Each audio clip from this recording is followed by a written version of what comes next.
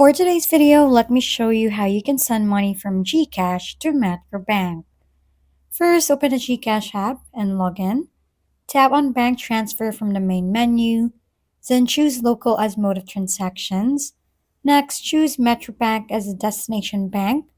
Enter the recipient's Metrobank account number and the other details such as the account name.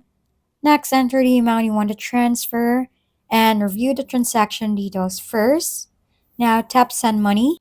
Keep in mind that every transaction has a 15 pesos transaction fee. You may be asked to enter your 4-digit PIN or authenticate with your fingerprint.